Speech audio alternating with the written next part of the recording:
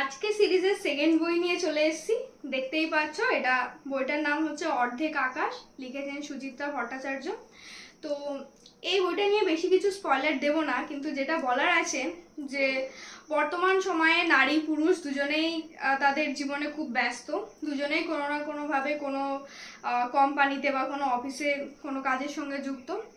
কিন্তু যেটা অ্যাকচুয়ালি বাস্তবে যেটা ঘটে থাকে সেটা হচ্ছে আমরা একটা পুরুষতান্ত্রিক সমাজে বাস করি।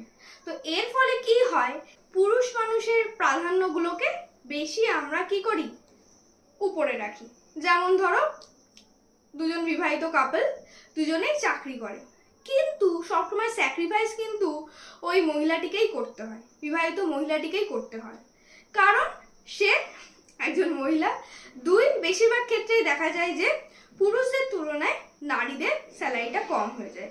তো তার ক্ষেত্রে কি হয়ে যায় যে মেয়েটাকে সেখানে স্যাক্রিফাইস করতে হতে পারে। তো বেসিক্যালি এই বইটা এমনই একটা স্টোরি নিয়ে, যেখানে দেখানো হচ্ছে যে আমরা এমন একটা তোমার পুরুষতান্ত্রিক সমাজে থাকি যেখানে সব স্যাক্রিফাইসগুলো বেশিরভাগ মেয়েদেরই করে থাকতে হয়, পুরুষদের কোনো স্যাক্রিফাইসই করতে হয় না। হ্যাঁ, এখন অনেকেই বলতে পারো না সময় পাল্টিয়েছে, যুগ পাল্টিয়েছে, কিন্তু আমরা যদি বাস্তবে একটা সার্ভে করি তাহলে কিন্তু আমরা দেখতে পারবো যে বেশিরভাগ ক্ষেত্রে মহিলাদেরই কিন্তু স্যাক্রিফাইস করতে হচ্ছে। তুমি যেখানেই যাই না কেন দেখবে যে সকালে দুজনেই অফিসে যাচ্ছে, পুরুষ মহিলা দুজনেই, কিন্তু একটা মহিলাকে যেখানে তার বাচ্চা সামলে রান্না বান্না করে যেতে হচ্ছে, কিন্তু একটা পুরুষকে কি সেটা করতে হচ্ছে? হ্যাঁ, এটাও বলতে পারো হ্যাঁ করে, কিন্তু কতজন? তো এই বইটা ঠিক এই যে প্রশ্নটা রয়েছে যে কেন মেয়েদেরই সবসময় স্যাক্রিফাইস করতে হবে, তার ভিত্তিতে এই বইটা।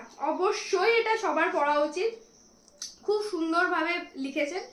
অবশ্যই তোমরা এটা পড়ে বলো কেমন লাগলো।